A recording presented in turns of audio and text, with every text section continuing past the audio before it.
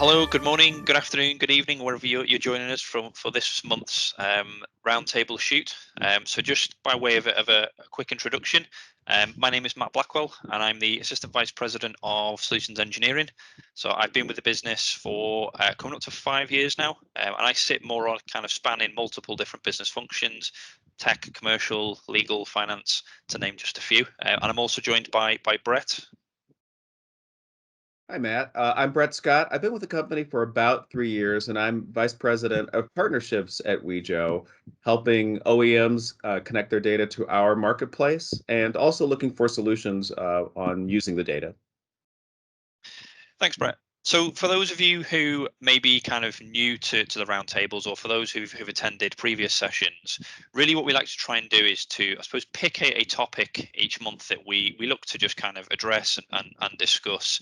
So, really, this month's topic is one that's very, very poignant, given a lot of the initiatives and the mandates that are coming out across the US at the moment, which is, I suppose, broadly around a lot of government mandates that are coming out. We see a lot of things that are published, what feels like kind of on a weekly basis at the moment, starting to address various different issues on the roadways.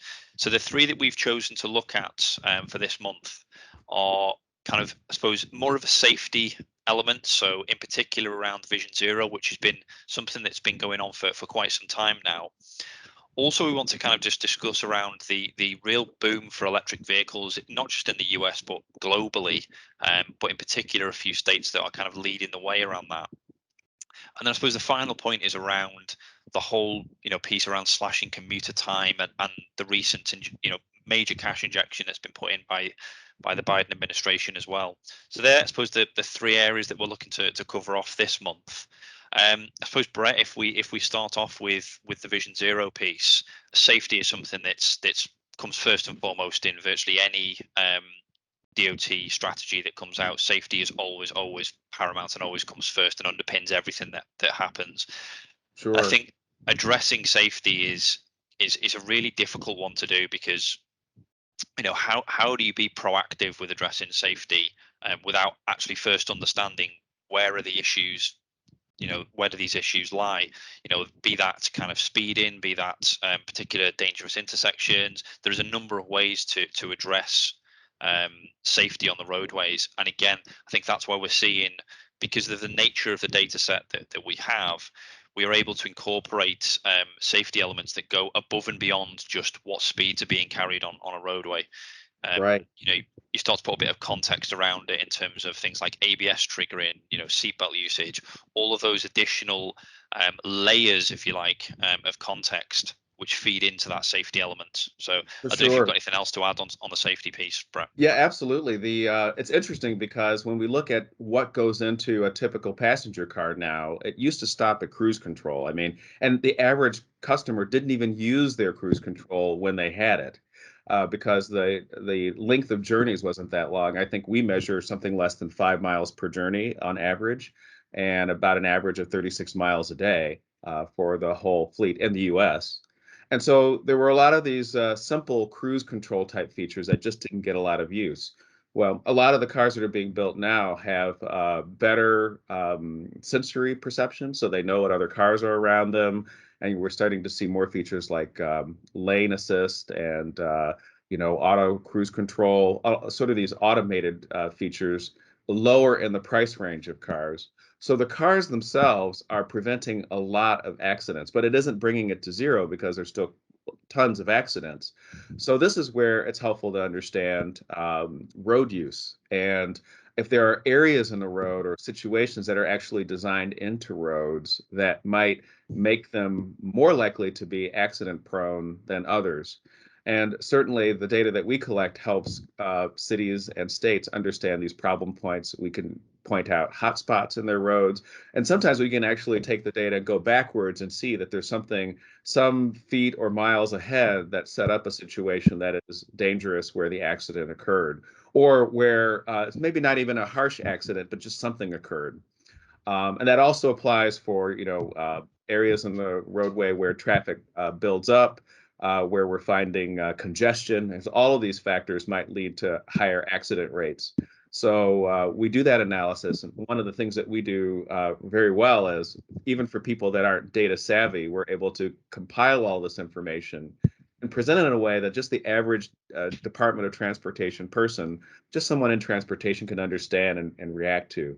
Something as simple as just setting the lights timing in a town might actually reduce accidents, help people be more alert and aware, because usually that's a lot of the issue with phones and everything so prevalent now, just helping people stay aware, alert, and help reduce accidents.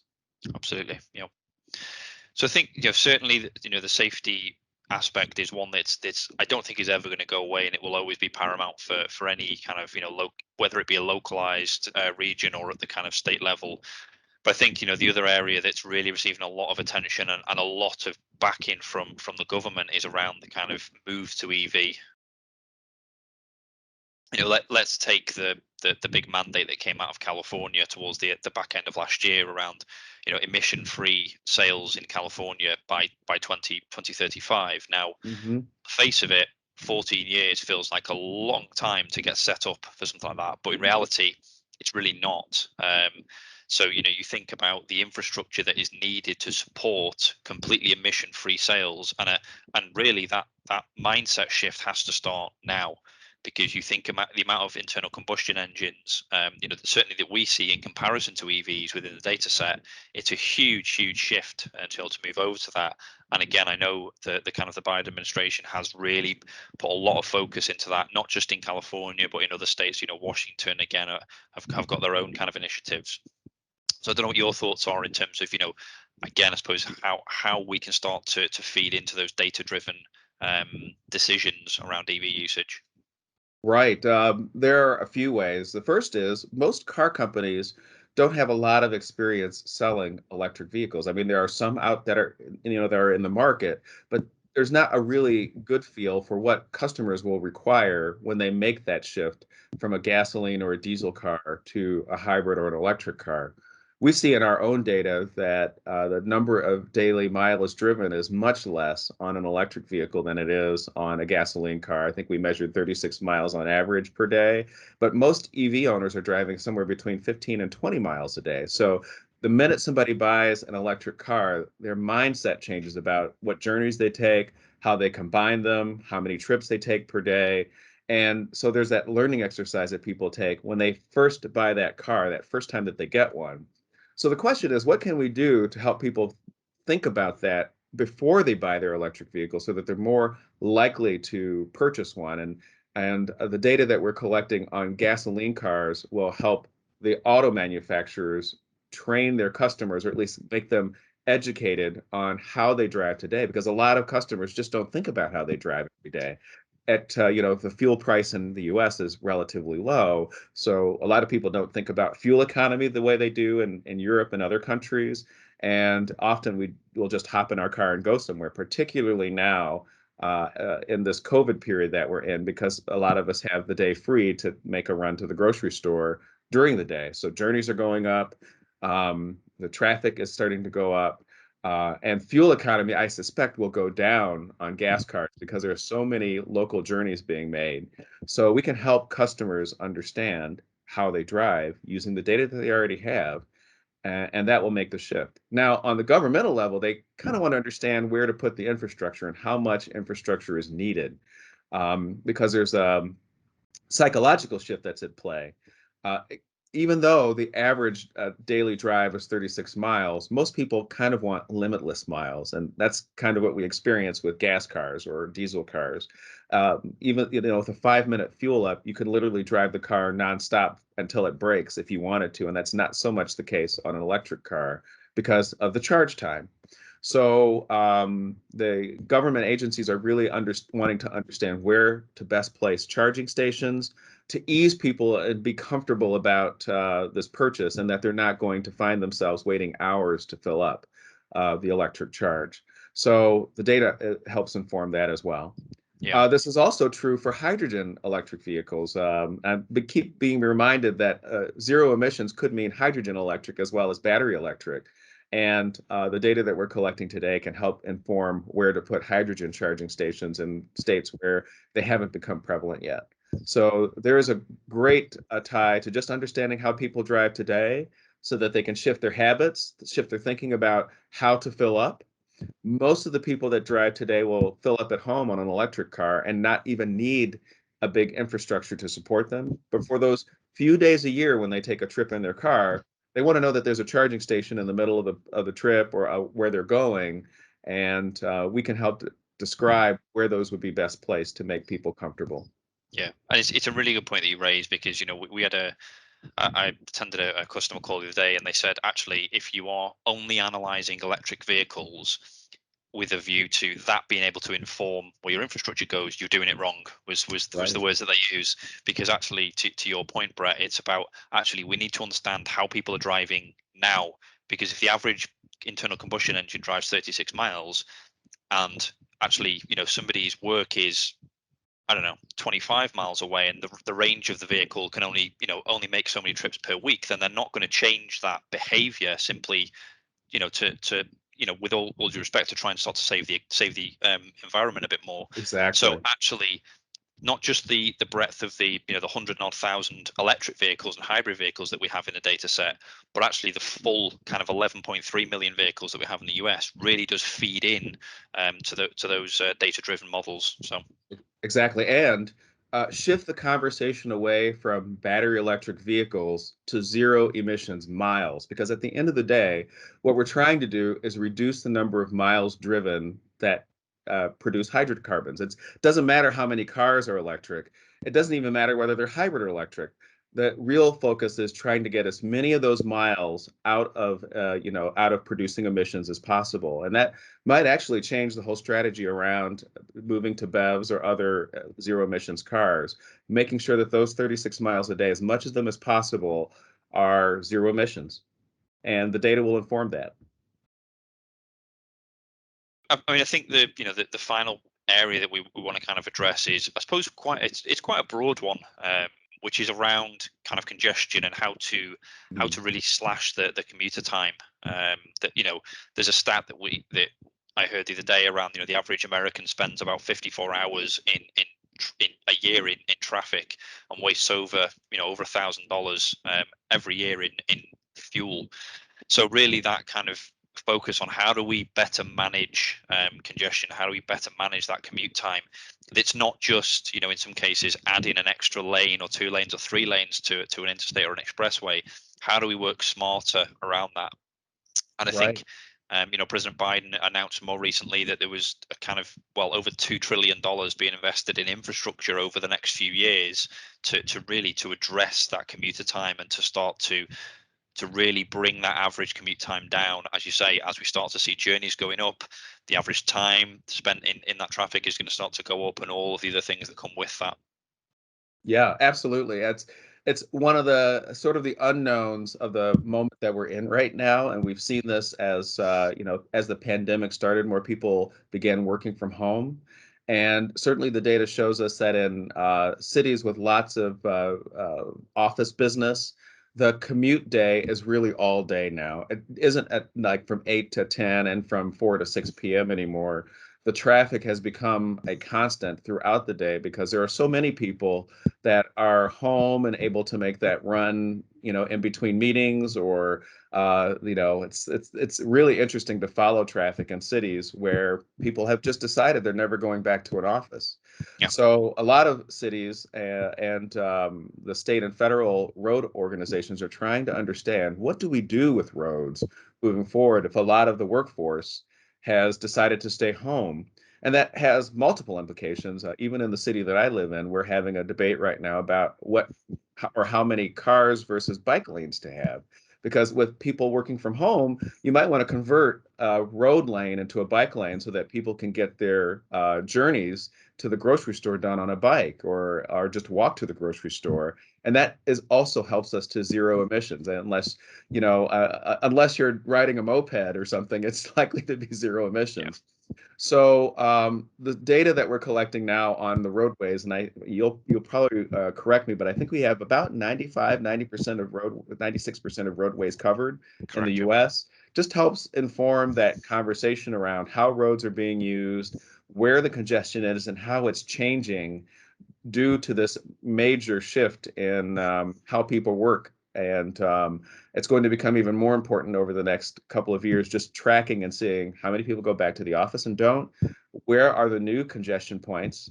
Certainly some that we're seeing. It might be an interesting project to do with someone is around drive-through lanes because most of the restaurants aren't open inside to full capacity yet. So there are traffic congestion caused by people standing in queues getting to restaurants that we'd never have thought of before.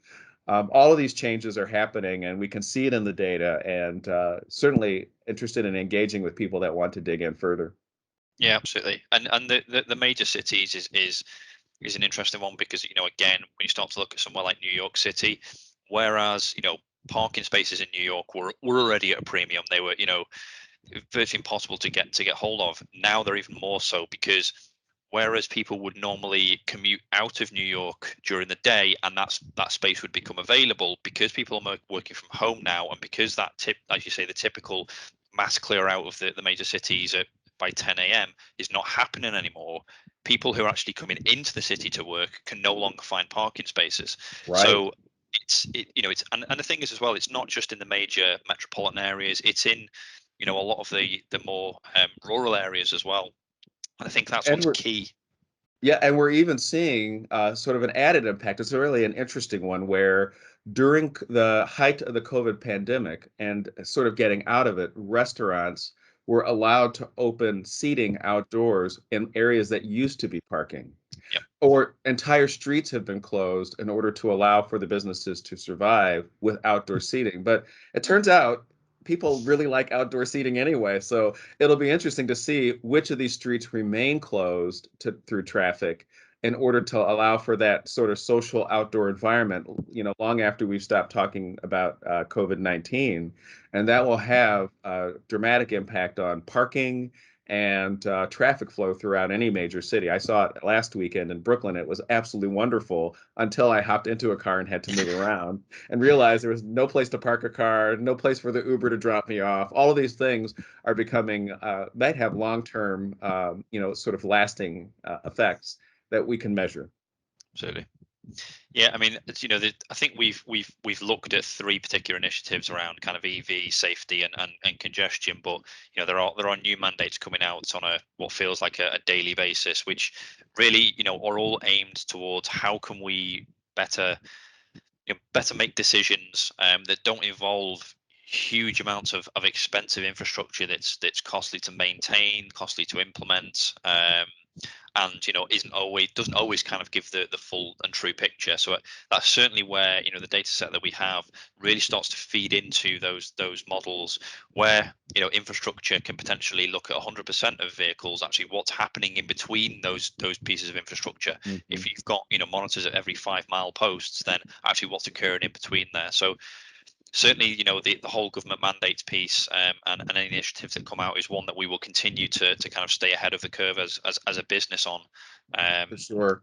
and start And it's to feed interesting in. because usually the focus is around the big cities in any state, but you really need to know what's happening between the big cities, particularly if you're talking about charging and these big infrastructural changes that we're likely to see in the next 20 years in every major country. And so a small town might be able to use just a little bit of data to understand where to put the charging stations in their town. And they may only need a few, but at least they'll have better visibility of it. And the kind of data that we collect might even help a small town. So in the US, there are something like 24,000 municipalities. So if we just focus on New York and Austin and Miami, we're missing the bigger picture of the US. And this data that we're collecting is consumable by people that don't usually deal with data, but can help them make big decisions. And it's also helpful to the big cities as well. Sure. Brett, we could talk all day, but it's been That's right. as always eventful and insightful. Certainly when we start to look ahead to the future roundtables, I imagine this will be a topic that will come up on numerous occasions. So I think probably for this month we will leave it there. May I leave everyone a homework assignment? Please do. Yes, just put a notebook in your car and just log the number of miles you drive every day. And that will help you move to a zero emissions vehicle. Just tracking it on your own. Just think about how you drive every day. If your vehicle doesn't have that screen that pops up and tells you, do it on your own. Your grandfather probably did this back in the days when gas was rare, but just start doing that and you'll, if you're not already into a hybrid or an electric vehicle, you'll probably become more comfortable driving one, just understanding how you drive every day. And of course, we're happy to provide you information about how everybody drives every day to inform these things that are happening. Bret Scott single-handedly tackling zero emissions across the US single-handedly. There you go. But yes, I say, certainly from myself, and I'm sure from Bret, we'd like to thank everybody for tuning in and listening again this month. There will be more to come in the coming months. What we would ask is, if there are any kind of hot topics or burning issues that you'd like us to address in the next one, please drop us a note or send us an email, and we'll be happy to cover it. So from me, thank you very much. Hope everybody stays safe and stays well. Thanks, everyone.